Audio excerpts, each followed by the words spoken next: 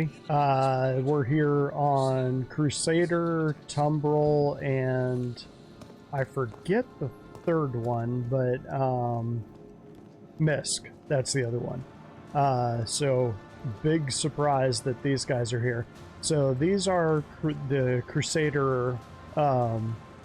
This is Crusader here, and the platform that we're on, the whole planet we're on right now is actually Crusader, and their sort of claim to fame is building these big ships in this gas giant on these floating platforms, in case you're wondering the lore reason behind the Cloud City. So Crusader kind of took an interesting path in this game. For a long time, the only Crusader ship out there was the Genesis Starliner, and I would be surprised if it's not in here because it actually began its life. Let's see.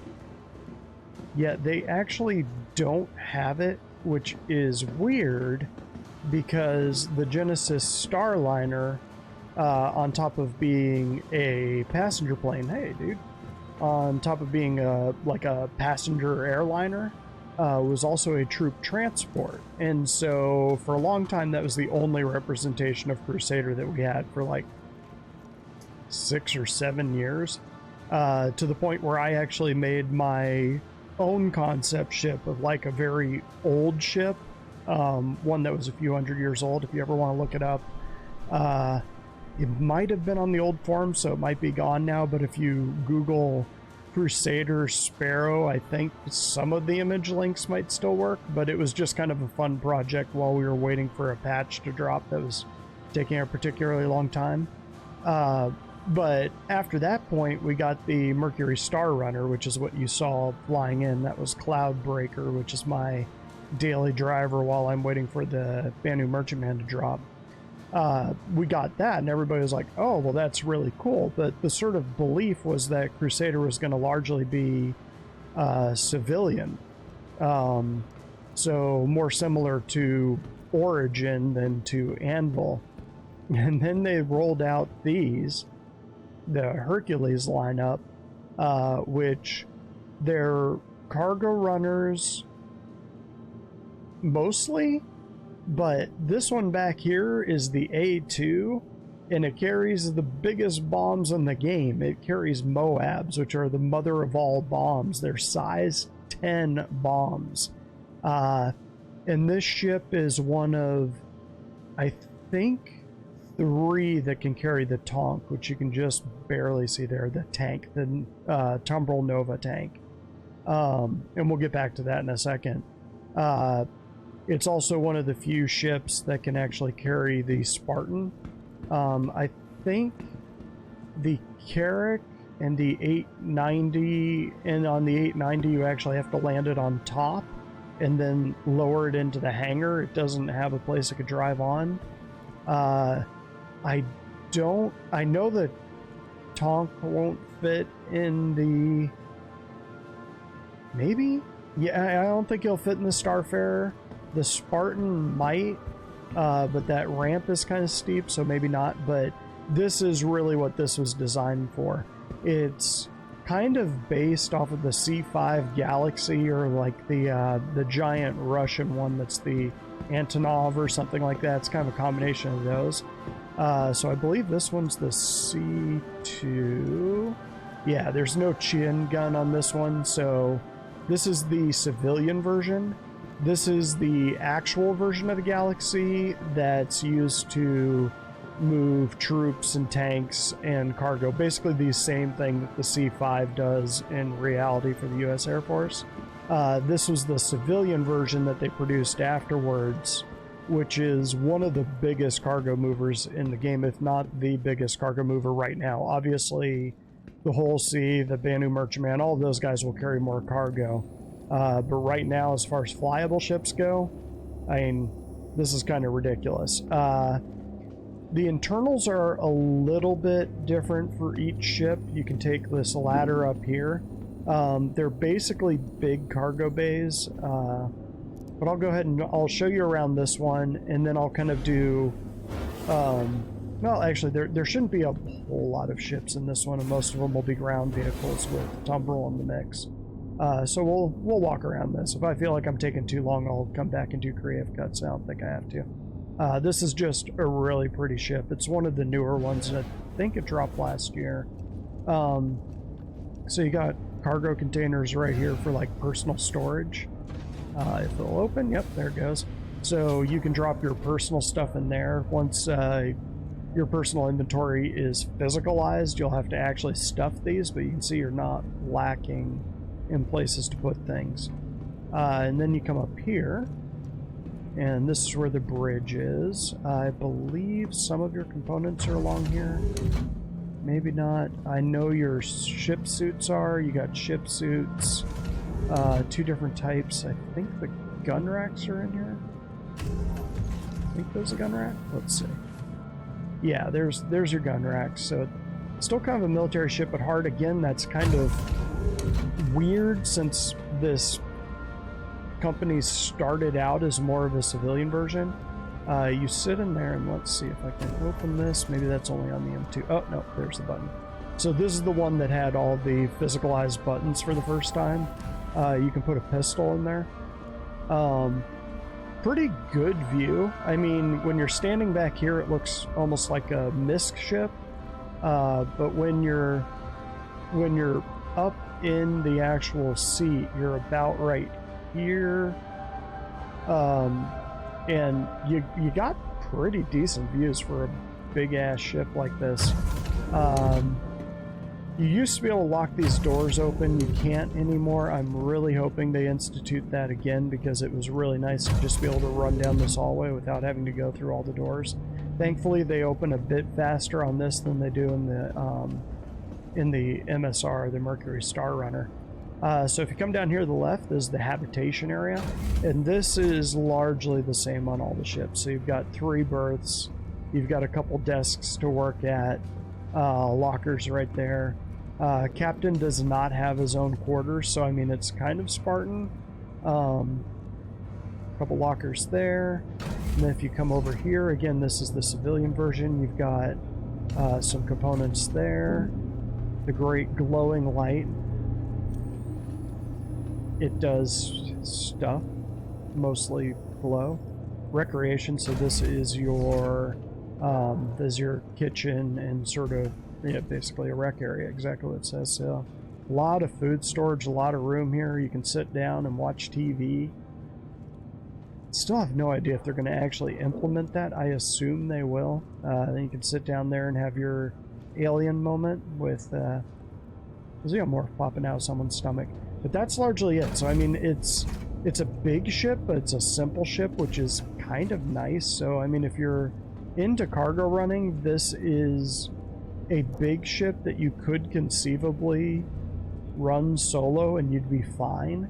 It does have 2 guns in the back that are both controlled from the co-pilot seat.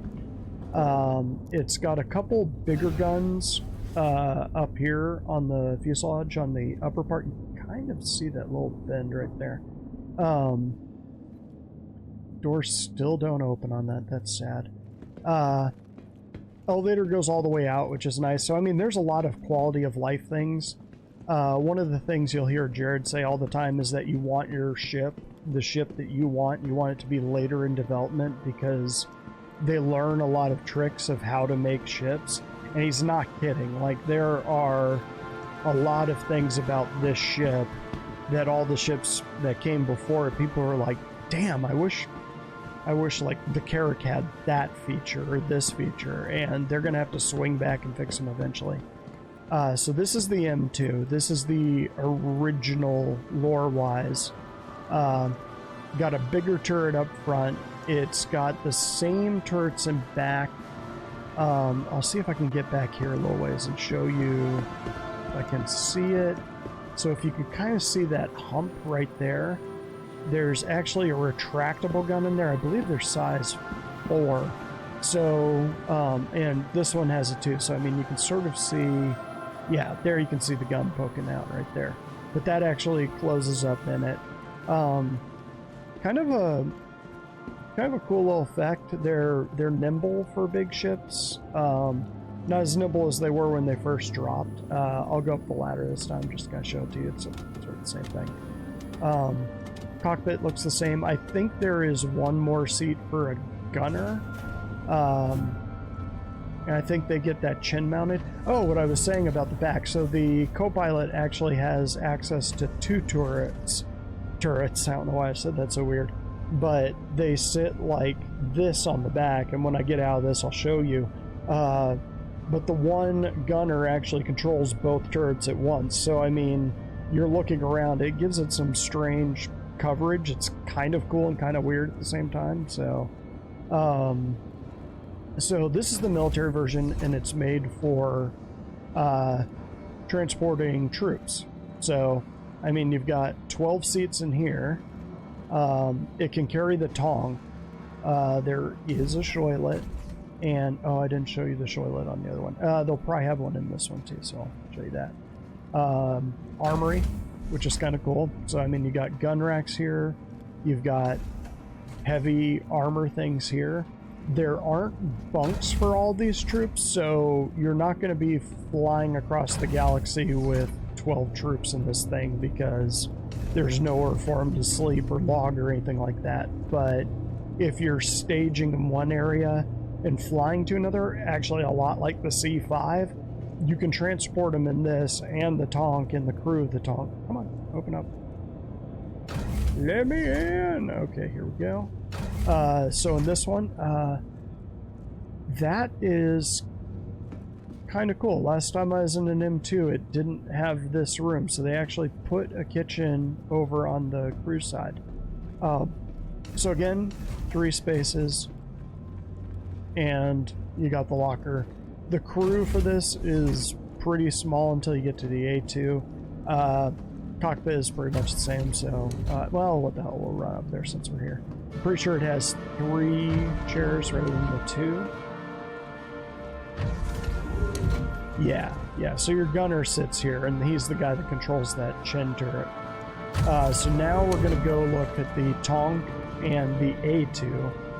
And the A2 is a no kidding around bomber. It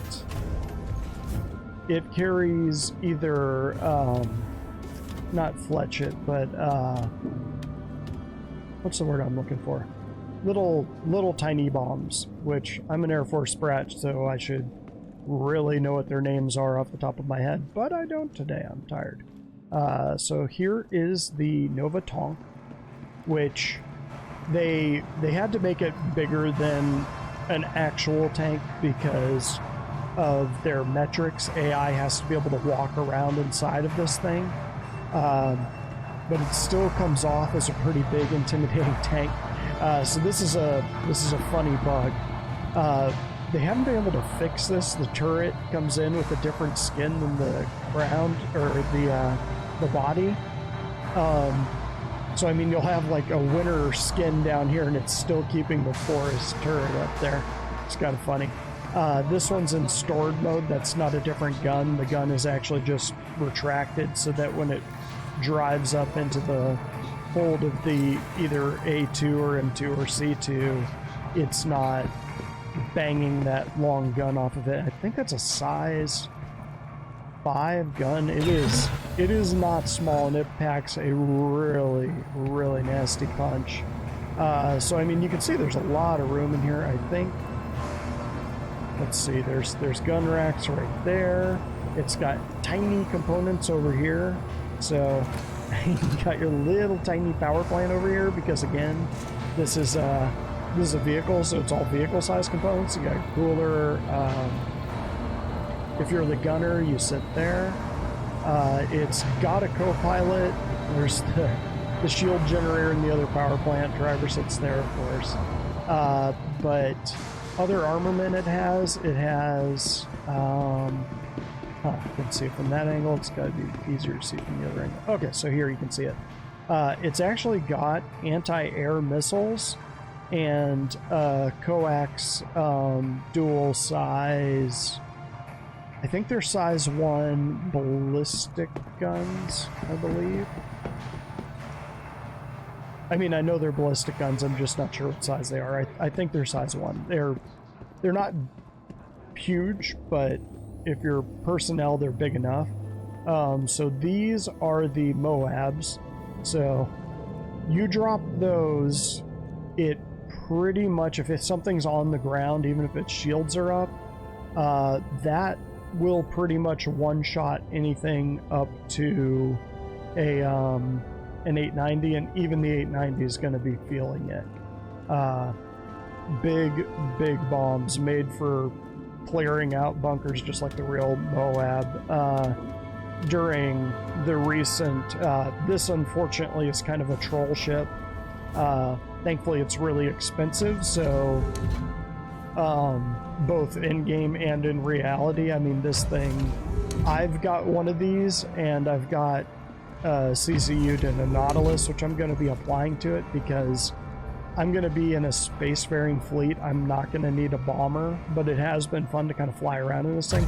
But it's an expensive ship, both in reality and in the game, which is surprising. You can't really go out and buy a B-52 in reality either with pocket change, but still, trolls are kind of getting there. Well, I guess you can't even call them trolls. During the last jump town, where people were going to a drug lab to buy drugs from pirates, people would swing by in one of these, and you'd have a bunch of people all just queuing up in friendly little lines. All their ships would be outside just running packages out. Somebody would roll up in one of these, drop a Moab, and destroy all their ships and hours of work. And people are just like, why are you attacking me? Without even realizing what you're doing is shady. You're not the good guy in this scenario. You are running drugs. So you'll notice right off the bat, way more bunks in this, and you'll see why in a second. So this one isn't moving troops or cargo. It's a giant-ass gunboat that carries bombs. It can carry tanks, but its main purpose is dropping those. So you'll notice that does not say comfy living area. This is where all of your gunners sit, and this is why it has all of those seats over here. So let's go into the armory. I think this is largely the same. Yeah, this is the same as the other one. So now I'm going to walk you outside so that you can see what all the guns on this thing are, because I mean, on top of the bombs, which are significant, this thing carries a huge amount of guns. It's almost as many guns as the Hammerhead carries, and sort of bigger versions of them too. It is kind of ridiculous. It's sort of the way that it balances out is that all of those guns, or at least the vast majority of them, are on the underside of the ship. So this thing is made to attack ground, which is another reason that I'm kind of like, it's a cool ship. It's a neat one to have in your fleet. Buy it in game because it's super expensive, but I'm not gonna be... Oh, did you see that NPC actually ducking? That's cool. Sorry, buddy. I'm gonna close this for you. But actually, no, I'm not. Suffer. But I'm not gonna be attacking the ground a lot as a space-based trader, so I don't really need to. But anyway, it's got big guns on a turret here. It's got a huge gun on a turret there. I think those are... I always replace them with Galadrians or Galadrians or Galadirians or whatever they are. I think they're size 5 or 6, but it can carry a lot of those, and it is nasty. So it's got turret there, turret there, turret there, turret there. Those are dual turrets. It's got the same chin gun as the other one. It's got the same guns in the back. That's where I was going to show you the guns in the back. It's got the same guns on the upper fuselage, fixed guns. So let's pop back here and I'll show you this. And this is one of the few true bombers in the game right now. So yeah, you can see that turret right there, and I think the other one, oh yeah, it's right there. So that's the other. So when you're in that co-pilot seat, you control that turret and that turret at the same time. So it's a little disconcerting because no matter which one you're in, if you're in the lower one, you're seeing shots coming in from over your head. And the top one doesn't have the same line of sight as the bottom one, and so the top one will stop firing, so you're used to having 4 shots, and all of a sudden you have one. It's a little weird, but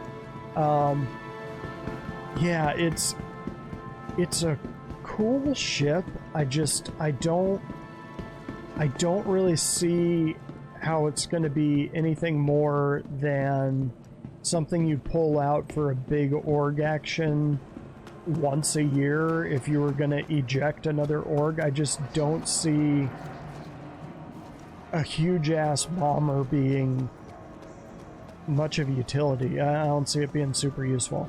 Nautilus, on the other hand, I have a plan for that one. So some orgs might just call me an idiot and be like, of course you're going to use that thing every single day. How could you even say that? But I did say that. So here we are. Deal with it. Okay. So this is one of those things where the C2 made some sense because it kind of falls into the same category as the Genesis Starliner, where they have a civilian version that's basically an airliner, and then they have the troop transport version, which just moves troops around. So I mean, it's kind of the same thing. And then you have the C2, which transfers cargo, and then you have the M2, which is just moving cargo in the form of military vehicles and personnel. So that all made sense, and people could kind of go along for the ride on that. Then we got the Ares, which is this ship. So this is the Ion, which has the energy weapon, and the Inferno, which has the ballistic weapon, and it is a fixed size 7 gun, which is enormous. And it is fixed, it's bespoke, so you could change out the missiles. This is the only gun the Inferno is going to have, is this size 7 Gatling gun. You cannot change that out. You can't exchange it for the Ion's gun either. It is, and same thing with the Ion, that gun is bespoke to that ship. You are buying this ship, it's that gun and nothing else. So be aware of that. It burns through ammunition pretty quick. They're still kind of balancing it. This one will probably come into its own when there's more ground operations. When that'll be, who knows.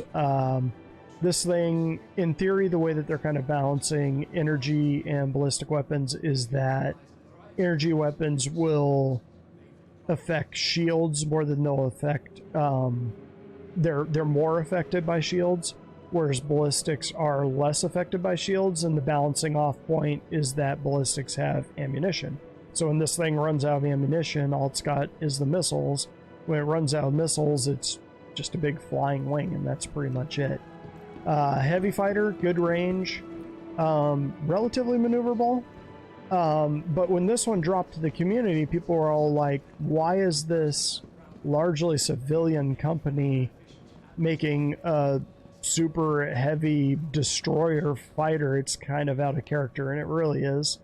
But it's a cool ship, flies well. I think of the two of these, I would probably, I have both, but I think I have a CCU to ditch that one, just because, again, mobile space fleet, I don't want to have to be running around picking up ammunition all the time, and energy weapons don't need ammunition. These guys are pretty nasty. A lot of people got pissed off because when the ship first dropped, they hadn't quite dialed in this gun. So if you remember, I guess I was talking about it in the hour-and-a-half one I made, or post I made yesterday, going on a deep dive on the roadmap, and one of the things I showed was the Scorpius, which is flyable right now, just dropped in the 3.17 patch. The development cycle on it is still going for a few more weeks, like about 5 or 6 more weeks. And they do that with all of the ships that they drop just to kind of balance them. What was happening is this ship and this ship were made to kill ships this big and bigger. They were big ship killers. That was kind of what they were sold on. And there was kind of a toss away line in the sales brochure that said, anyone that gets in the way of this gun is going to get destroyed. And it's true, but the way people were using this was as a long-range super sniper. You go out and you do bounty hunting missions in this thing, and you could pop people, and it was super accurate. So, I mean, you could pop a Gladius in one shot before it was even within range with its guns. And so people are just killing it in bounty hunter missions and even PvP bounty hunter missions because you couldn't take it. So everybody was flying these things because why wouldn't you? And then CIG was all like, yeah, that's not really the role we wanted for that ship. And so they kind of killed its accuracy. So I mean, now it might hit within a circle about that big, which is fine if you're shooting at something this big. But if you're shooting at little ships, it's not nearly as effective. But if you hit those little ships, they are dying very fast. It's just hard to do because your lasers are kind of going off in all directions. Same thing with that. It fires a cone as opposed to like sniper rounds. So in my opinion, CIG balanced this thing correctly. There should always be that rock, scissors, paper of this kills big ships, but little fighters like the Arrow and the Gladius are going to rip it apart. And so the idea is that you're bringing along your friend in your Arrow and Gladius to fight their Arrow and Gladius while you get shots on their big ship. And it's just kind of, again, it's that chess match of what do I bring to counter what they have? And then you have people scouting what they have, so you know what to bring. But again, rock, scissors, paper, I feel they did that right. It kind of sits right with my whole theory on game balance. A lot of people are pissed about that. What can you do? Can't make everybody happy. I don't know why they have 2 MSRs here. So this is my daily driver. MSR is a great little ship. I fly it solo if you can get 3 people in it. It's got 6 Panthers. It's got a turret down there, turret up there, and then a chin turret up front. All the same size gun. It's got pretty good coverage with those guns. Again, 6 Panthers aren't going to scare off most ships or even most fighters, but it's enough to kind of hold people back a little bit. The cargo bay is big. It can hold a wide variety of vehicles, which is kind of nice because when we originally were sold on the ship, this cargo bay was much smaller, and I'll show you why in a second. So you've got this little area over here. Oh, somebody's already in there. Oh, that's weird. Well, that's a bug. So you've got components in here. One of the problems is that there is one entrance to this ship, and come on, open up, and this is it. So people can get in, break into your ship, they're in here, all of your components are right there, and if they control your components, they control your ship. That's kind of how you get to the rest of the ship. So one of the things that bothers me about this ship that I kind of hate myself for is when they originally designed this ship, they had a crawl space underneath it, and this whole ship is an homage to the Millennium Falcon. So you'll notice it's off center, it's asymmetrical, and it's got these little hidey holes. The problem is that the hidey holes are almost the same height as a person, and so the whole ship had to be made fatter and slower and bigger. And the idea, while it was really cool in concept, in practice, this is the second time I have been in these crawl spaces, maybe the third time I have been in these crawl spaces since this ship dropped. You don't use them, and the only thing they could ever be used for, I mean, in theory you would be using them to smuggle, but it's the only ship with these crawl spaces, and everybody knows it has these crawl spaces, which makes them useless. Really cool idea, but it's not there. So let's go ahead and close this. So this is kind of a cool feature of it. Again, this is Millennium Falcon base, so it's kind of supposed to have sort of a smuggler vibe to it. So you come up here, you hit this hidden panel, hit that button, secret room.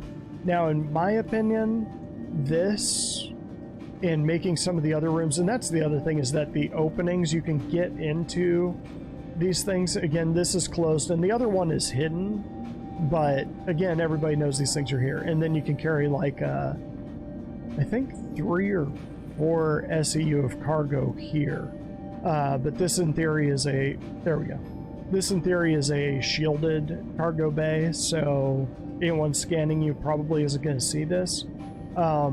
One of the things about walking through here is that you've got those 2 hidden entrances, and then if you come up here into the actual ship itself, and again, this is my daily flyer. I love this ship. It's just, if I were running the zoo, there's a few things I would have probably chucked in concept. So you've got this, which is the scanner room, because this is, so you'll notice all the servers here. This is an info runner more than a cargo runner, which is one of the reasons why originally the cargo hold was relatively small, because this thing doesn't run cargo so much as it runs information. And then they made the cargo hold pretty big, so it worked out. I'm going to put on a light so that we, or put on my helmet so that we, maybe I'll put on a helmet? Is it, okay, okay. So one of the downsides, another of the downsides of having that crawl space is this is the scanner room, which in the original concept just kind of had a chair. And so, I mean, you had a chair, this was sitting under the disc, which actually made sense. I'll show you that when we go outside. But you've got this giant room that serves zero purpose except this. Its only purpose for being this big is an entrance into the crawl space. So again, if somebody sneaks onto your ship or gets through the single entrance in the back and crawls up here, they're shooting your scanner, who's sitting in a remote turret scanning the world, and will have no idea that they're in the head. Both turrets drop down there. You've got, this was one of the first ships that had all the light switch and the working switches. I think there's, yeah, so there's another entrance here. So, can I close that? Yeah, let's close that. So, I mean, the panels do a good job of hiding, but they're everywhere. I mean, you've just, the ship would be impossible to defend if somebody got into your cargo bay. And then we've got, there's another entrance under here, which I feel bad showing this, but everybody knows. So if you grab the queen, hang on, grab it, and you place it over on, let's turn off that light, the angle right. Oh, maybe they changed it. Yeah, they might have changed it. Used to be if you took the queen and, well, hang on. Did it actually, damn. Let's move back a bit.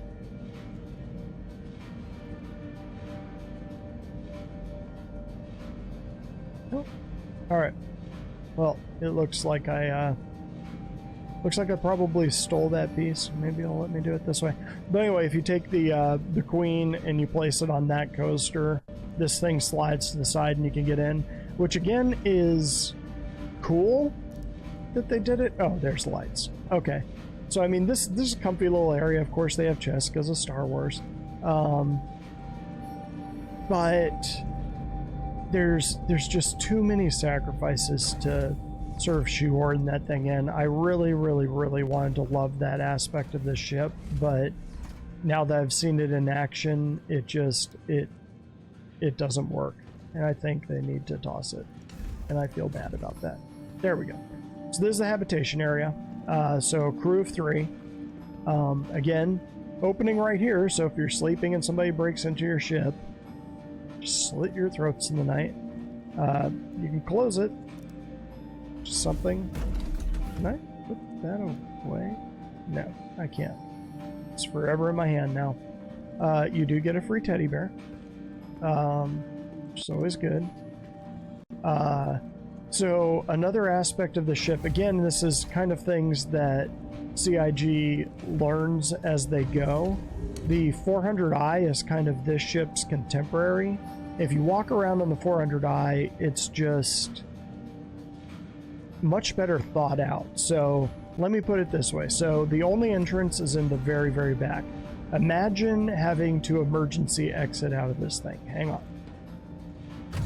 So you come up, door opens slowly. You're in this hallway. Wait for the door. Wait for it.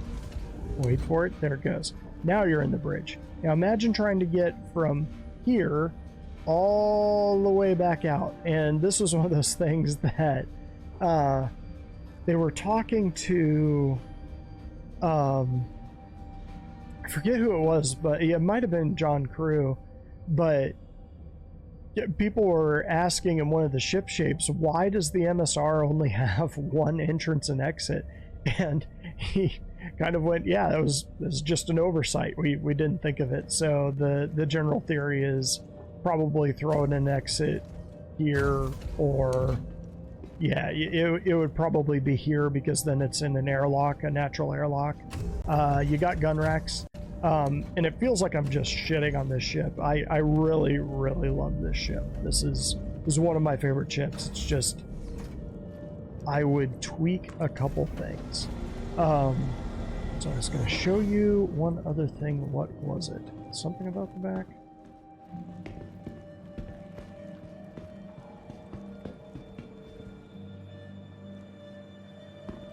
Let me look around at this ship and I'll see if I can remember what I was going to say when I got outside the ship. Yeah, back ramp, only way to get in and out. The other one's same kind of ship. Take a look at the front. Oh, I might have been talking about how it's asymmetrical. Sure, we'll go with that. So, I mean, you can see that it's, this is in the middle. They were originally going to have this over here. Oh, I was going to show you the radar dish. I'll show you that in a second. But again, the radar operator room is over here, and the radar dish is over here on the top. And in the original design, the operator room was directly underneath the dish, which was kind of made more sense. But you can sort of see it's asymmetrical. They didn't move the bridge off to the side like the Millennium Falcon, just because this one actually has to be able to fly in a game. So they originally designed it that way, and then they just decided better. So there's your radar dish for scanning. Again, info runner, so that's kind of important for it. Yeah, you just got 2 MSRs. I don't know why they have 2 of them in there. So this is Crusader. Tumbril was over there. I'm sure they're going to have all of the Cyclone variants downstairs. So Tumbril is a ground vehicle exclusive ship. So in the very beginning of this, you saw me driving around in that Cyclone. That's the RN, which is kind of the stealthy, scanny, in theory, exploration version. It does have a scanner and can throw pings out, which is kind of cool. I think they did the same thing on this one that they did with Aegis, where it's just the one side. I'm going to risk it this time and just run up here. So let's pop up here and we'll pop down the stairs. Guns everywhere.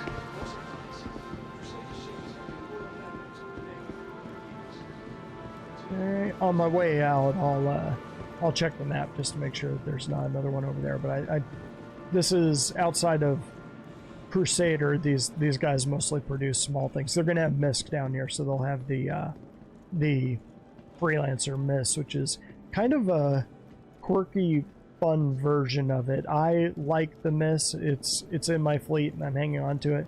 So these are the different cyclones. So this is the... Yeah, this is the RN. So this is the one that I was driving in that video in the beginning. This is kind of the scout version. It's got a little radar dish up there. So kind of consider this a special forces one. This is the TR for turret. So you can put a couple people up front, one person up in that turret. For whatever reason, whoever designed this definitely played with G.I. Joes in the same age I did, because this looks a lot like the G.I. Joe Dune buggy thing. I don't remember what it was called, but man, that thing used to ramp off my stairs a lot. So I'll get to this one last. So this is the which one is this? AA. Okay, well that makes sense. This one actually has an EMP on it, which is kind of cool, but it's also got 4 missiles, so it's kind of, or 2 missile racks. I thought it had 4. I think it carries 4 missiles, but it's only got 2 racks, so it can only fire 2 at once. But it's got that EMP, which is kind of cool. And so they dropped these 3, or actually 4. There's one that isn't here. That's the base version that carries 1 box of cargo and doesn't have the scanner, doesn't have the turret. It basically just has kind of this space is taken up with a place to put a box. But anyway, they dropped all 4 of these and people are like, oh cool, actually 5. There's a racer too, and people are like, cool. And then like a year, maybe 2 years back, they dropped this, which has 4 missiles and a turret, so it's a clear upgrade over this, and there's really no downside. Your turret operator has the same size gun and 4 missiles, so why would you get this or that when you could have this? I mean, granted, that one has an EMP, but I mean, I guess it costs less, both in-game and in reality, but general rule of thumb, if you follow info runners, and you definitely should, their recommendation is never buy vehicles. Might make an exception with the Drake Mule for reasons I'll talk about on Drake Day. But generally you can buy a vehicle in game with an hour or 2 of play, so there's 0 reason to spend real money on these. I have, because I'm a dumbass, but don't do what I did, kids. Don't do what I did. Don't end up where I was. So this is Tumbril 2, I believe. This is a Ranger. Yeah, Tumbril makes the Ranger. So this one they're working on right now. They have, again, they have like a racer version, a cargo version, and then this is kind of the gun version. It's got 2 guns on it. It's so Mad Max. I love it. A lot of people are kind of looking forward to this. People are going to be having their Akira moments with the racer version. It's such a chunky bike. It looks like something that came out of 40K, which makes sense because a lot of the devs play Warhammer 40K, so go fig. But anyway, Ranger should be a fun one, dropping pretty soon. This is an interesting choice. So I was expecting to see the Freelancer MISC, which actually is a militia ship. It's the variant of the Freelancer that has probably half the cargo. It has more armor. I think it has bigger guns. It might have the same size guns. I'm not totally sure about that, but what it makes up for that cargo area, it has a ton of missiles. It's a missile boat. It can just launch missiles all day long, and you don't see them that often. So when one shows up, people think it's a freelancer until they just start getting missile spam coming at them constantly for like the next hour, and then they hate you forever, and it's great. So this is the MISC Odyssey, which I have zero idea why this is in a military exhibition. This is an Explorer, and it has guns. I think they're all on the top. Like it has one there, and I mean they're relatively big guns, but this is a ship that's made to rival the Carrack, kind of exploring the deep dark, and it's more of an industry ship. So if you see this up here, that's for mining and refining stuff to go into its engine so it can keep flying, and hopefully they bend on that and actually have it able to refine things. It's got a large size hangar, which is the same size as the Polaris's hangar, so a wider variety of ships can fit in it, like a Prospector or something like that. But yeah, this is an exploration ship. I don't know what it's doing here, so let's read this. Survey distant frontiers and explore the farthest reaches of space with the MISC Odyssey, the most advanced and complete exploration ship available to civilians. Carrack might disagree. Designed to be supremely self-sufficient, true, the Odyssey comes with onboard refinery and built-in mining tech, expansive capacity for supplies, and a hangar capable of housing a small ship, along with comprehensive, comfortable accommodations for a crew of 7. And I think, so this is the ship that Jack McCleary was taking off solo into Pyro. Probably not a good idea. I think its minimum crew is 3 though. So again, this is a capital size ship. This is the same size as a Freelancer, I believe, and it can run realistically with a crew of 3. You probably should run it with a bigger crew, but you don't have to. Again, no idea why it's in a military setting. Because I mean, its guns are less impressive than the Carrack's, and the Carrack has got it beat in some ways and not beat in others. A lot of people got real pissed off when they dropped the concept and they said it was a Carrack killer, and then people started upgrading their Carracks to it, and then the stats and the actual Q&A came out, and people are like, oh damn, this isn't better than the Carrack. And it just had a 55-week concept sprint after they did the concept sprint. So combined, it had the longest concept sprint of any. That looks like an opening. I'll bet that's where the MISC ship's going to be, because they've also got the Razor. But anyway, people are up in arms because the Odyssey was going to replace the Carrack, and then they found out what it actually did, and it doesn't.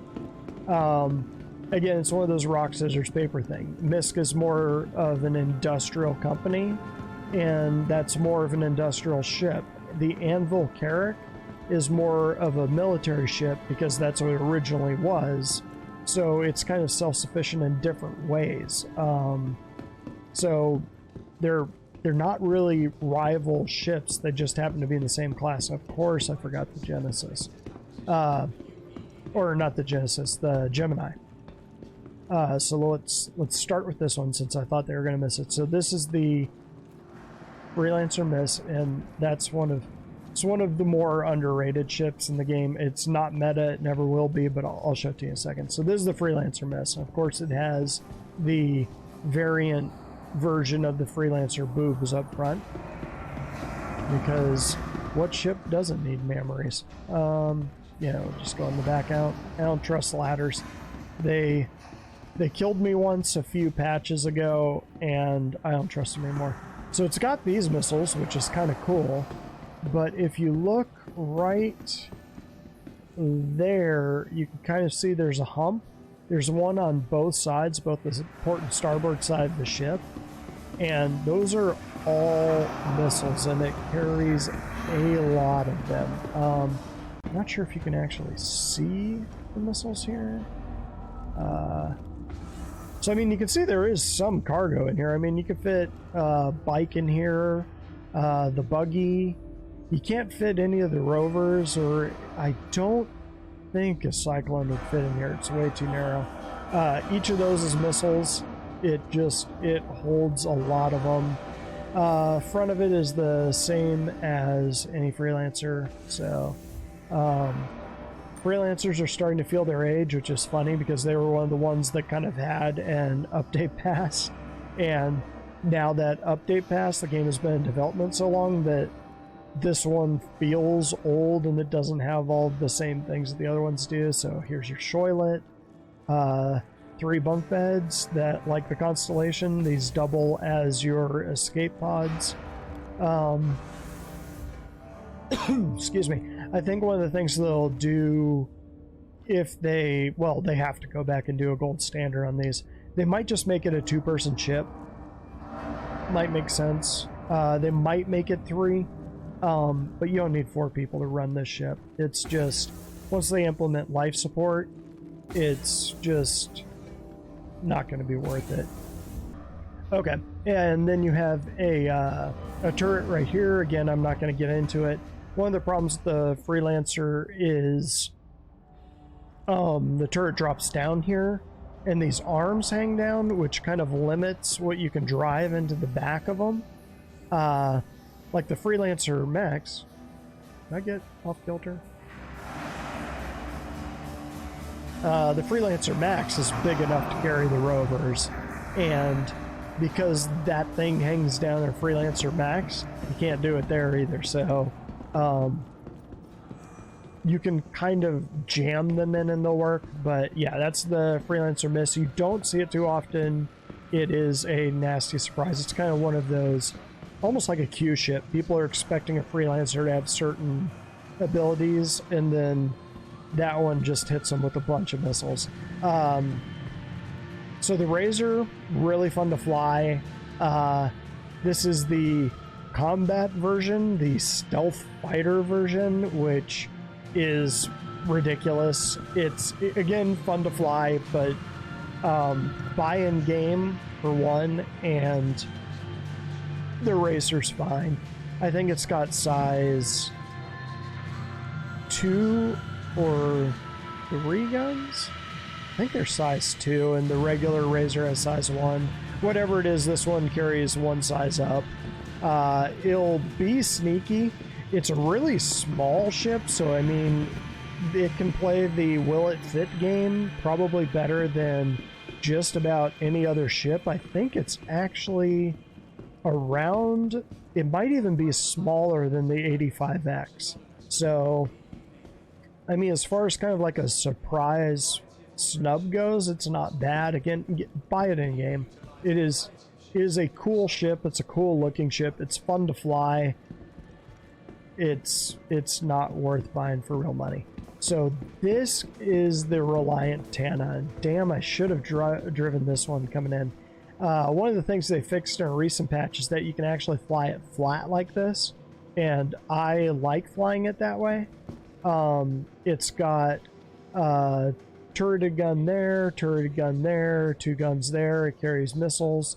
Again, it'll never be a meta fighter, but it's fun to fly, and it can pack a pretty mean punch. I think you can trade those out for 6 fixed size 4s, or you can run all gimbaled, which makes it a nastier ship than you would think. Again, somebody in an arrow or glass is going to rip you up, but I mean, if you just want to run bounty missions, not a bad ship. If you don't want to be one more person running around narrow, not bad.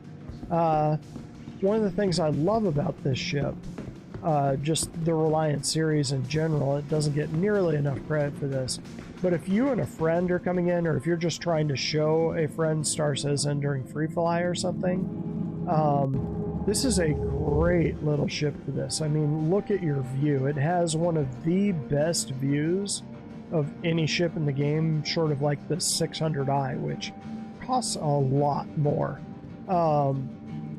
You could get the core or core. I always said core. Apparently it's core. I don't know. This is the Tana. Again, you got a shoilet.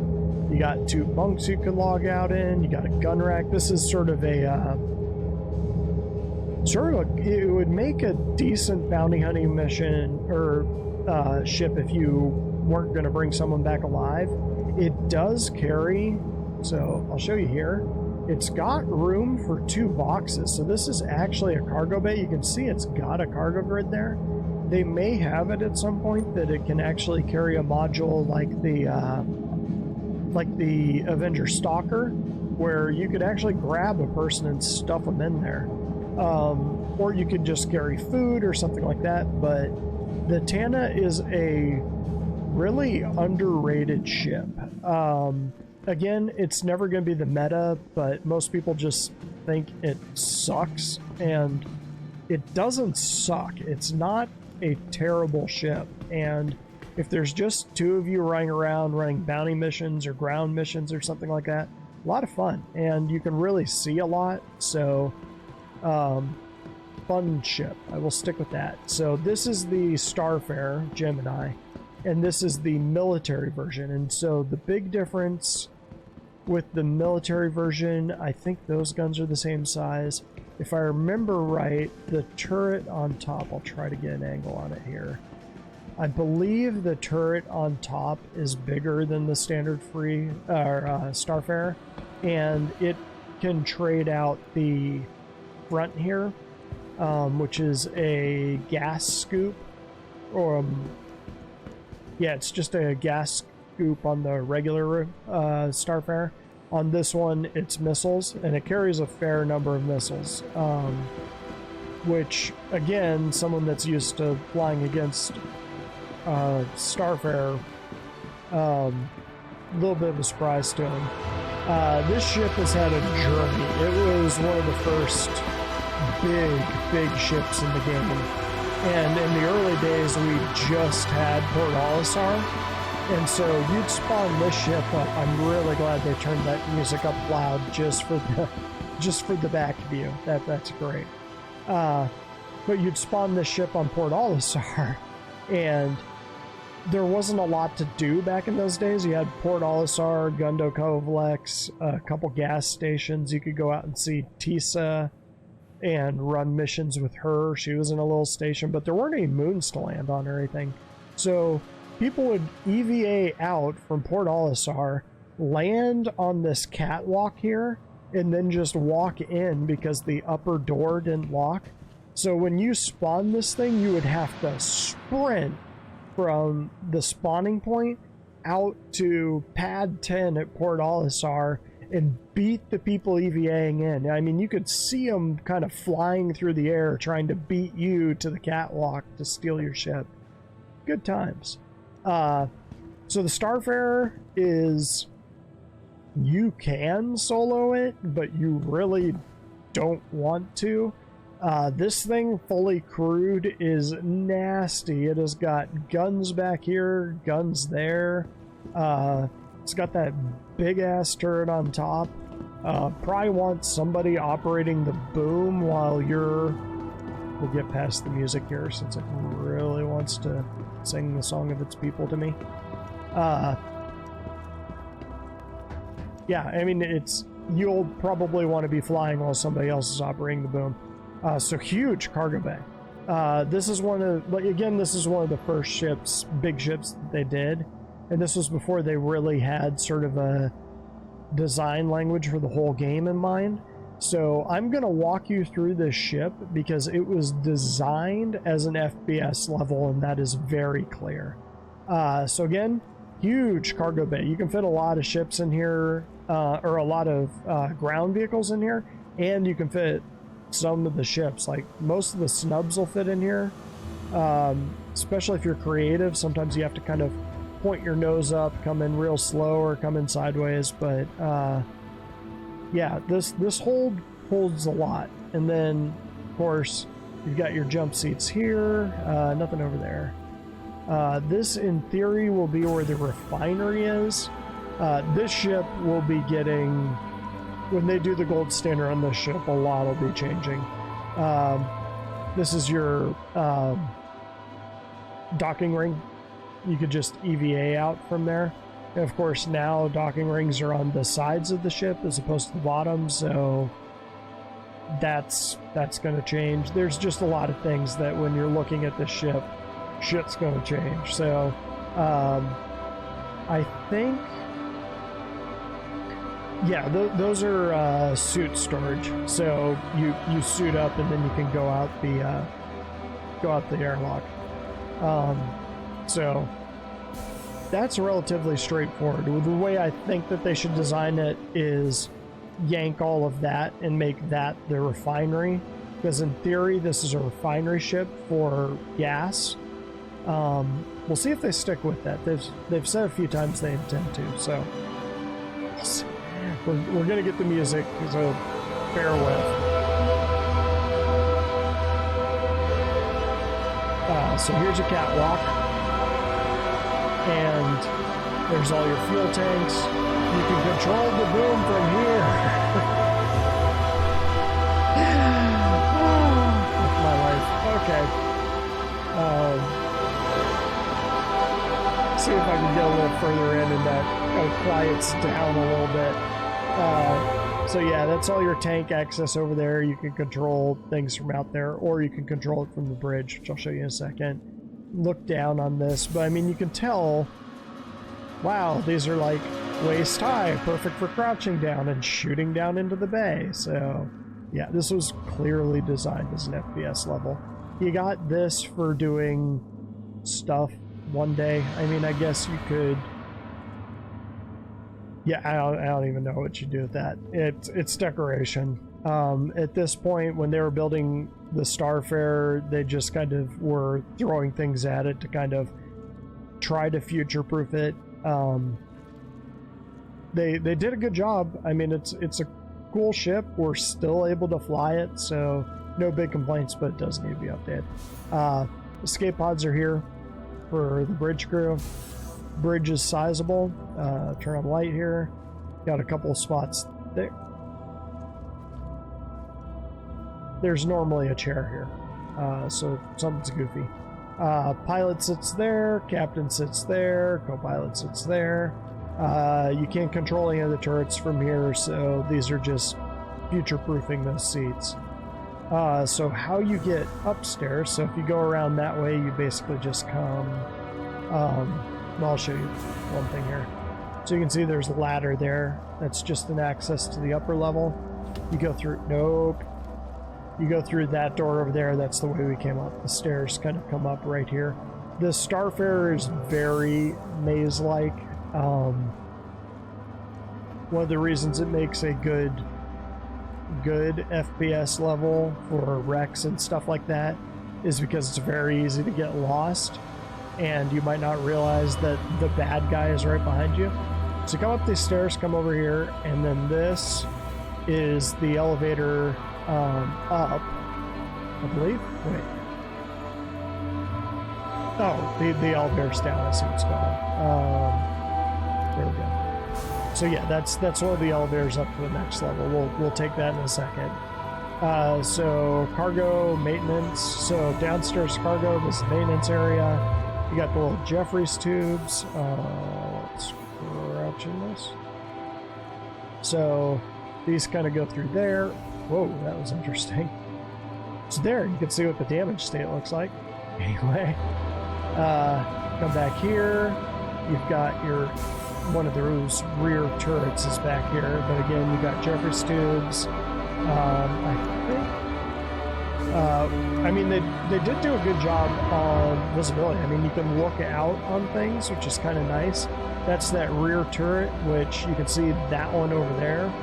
This is just the same on the port side. I believe we've got a door off to the right. Maybe not. Maybe I imagined that. I thought there was a door through over there. Maybe not. Maybe this. But I mean, you just got a lot of things like this. Like you got this weird little space. There it is. Good God. Okay, hang on a second. I'm going to go mute that. And we're back. I just turned it down a little bit. Pedro, you did an awesome job on that song. It's amazing. It's catchy. But that's loud. Okay. So again, it's the stair that we came up. That's where the elevator is. Now we come back this way. And it's the same thing on this side. Coming in here. Oh, come on. Open up. Same thing. Just kind of an access port. Got another little ladder up to the crawl space there. And this is where the ladder in that hallway was. You kind of have to watch walking next to the ladders. But I mean, again, you kind of see all of this connectivity, which is nice and kind of annoying. Like, if imagine running out when this was Port Al-Assad, somebody snuck onto your ship. Imagine trying to clear this thing. It's just ridiculous. I probably have PTSD from it. So that's the bow of the ship. I just want to make sure I'm not skipping anything here. Yeah, that's it. So we're gonna take this elevator up. Come on, open up. Just want to make sure the elevator isn't gonna crush me. And we're up. So now we're on the 3rd floor, and this is the habitation level. That is the top turret right there. This is where the other elevator comes up. This is the captain's quarters, I believe. Oh, no, this is the crew quarters. Okay, so we're on the port side right now. Yeah, so this is the crew quarters. I don't think there's a door in the back. No, there isn't. You got your 2 toilets. This is not going to open. Weird. Usually you can open these. So there is a bathroom back there. And pretty good sized shower. Guess we don't get to use that. Let's see.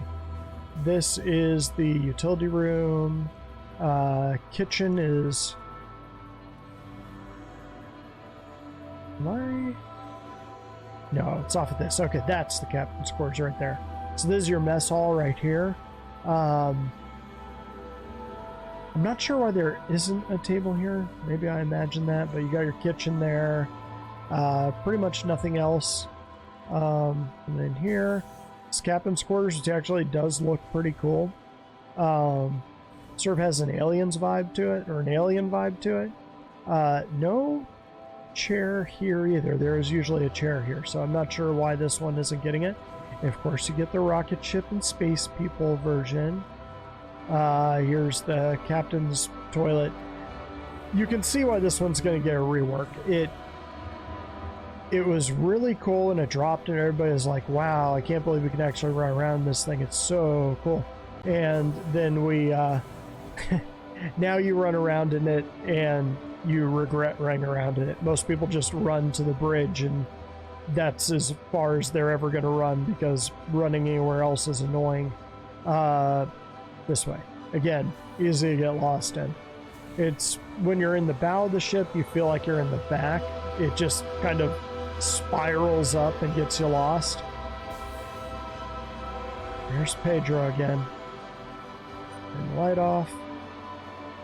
I think this is the last ship, so let's see.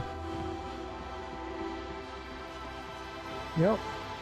So that's the Starfarer.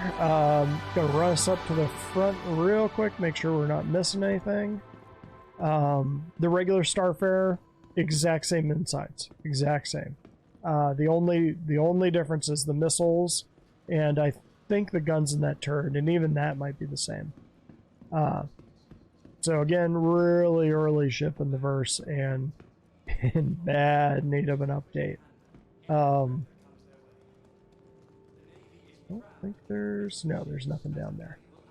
Okay, off we're running. One problem with running is if you look in the lower left corner there, I'm about halfway through my water, so. The price you pay to be a tour guide. Let's see, run out here. Good thing is that we're right next to the front, so I can check to make sure I didn't miss anything. Or MISC anything. Because of the name of the manufacturer. Okay. Serious face.